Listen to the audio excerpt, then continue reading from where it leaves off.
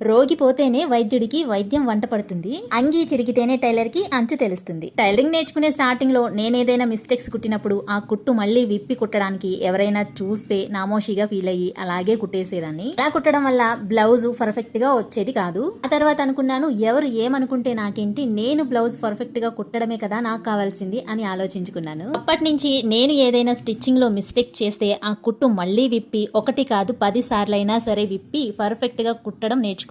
తప్పుంటే విప్పి కుట్టడానికి ఎందుకు సిగ్గుపడాలి? మనం చేసేదేం తప్పు కాదు కదా. మనం కుట్టే ప్రతి కుట్టు కూడా మనకి ప్రాక్టీసే తెలుసా. ఇంతకు ముందు వీడియోస్ లో ఈ బ్లౌజ్ కి back part front part cutting చూసారు కదా. ఈ వీడియోలో హ్యాండ్స్ అండ్ షేప్ బెల్ట్, మెడ పట్టి, నడుము పట్టి ఎలా కట్ చేసుకోవాలి అనేది ఈ వీడియోలో మీతో షేర్ చేస్తున్నాను.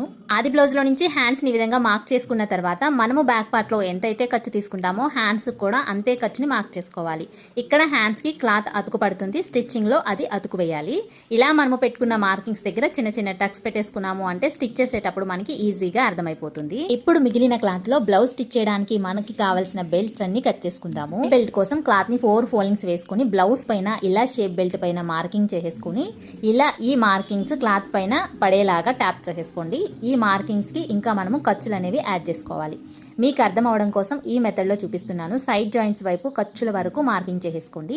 ఇప్పుడు క్లాత్ పైన పడిన మార్కింగ్స్ని ఇలా మార్క్ చేసుకొని ఆ తర్వాత మనము స్టిచ్ చేయడానికి అలాగే షేప్ బెల్ట్ కింది వైపున ఫోల్డింగ్ చేయడానికి ఖర్చులు మార్కింగ్ చేసేసుకొని షేప్ బెల్ట్ని కట్ చేసుకోండి. ఈ బ్లౌజ్ ఫుల్ వీడియో కావాలి అని అందరూ అడుగుతున్నారు. ఎంతమంది చూస్తారో తెలియదు. ఈ వీడియోస్ కింద అయితే చాలా మంది కామెంట్ చేస్తున్నారు, కానీ వీడియో పోస్ట్ చేస్తే మాత్రం చాలా తక్కువ మంది చూస్తున్నారు. అందుకనే ఫుల్ వీడియోస్ అయితే పోస్ట్ చేయట్లేదు. ఈ బ్లౌజ్ ఇలాగే కటింగ్ కావాలి, పర్ఫెక్ట్గా కావాలి, అర్థమయ్యే మెథడ్లో కావాలి అనుకుంటే కనుక ఎంతమందికి ఇంట్రెస్ట్ ఉందో కామెంట్ చేయండి. మ్యాక్సిమం ఒక 100 కామెంట్స్ వస్తే కనుక నేను ఫుల్ వీడియో రేపు పోస్ట్ చేస్తాను. మీకు అర్థమయ్యే మెథడ్లో క్లియర్గా ఎక్స్ప్లెయిన్ చేస్తాను. ఎంతమందికి ఇంట్రెస్ట్ ఉందో కామెంట్ చేయండి.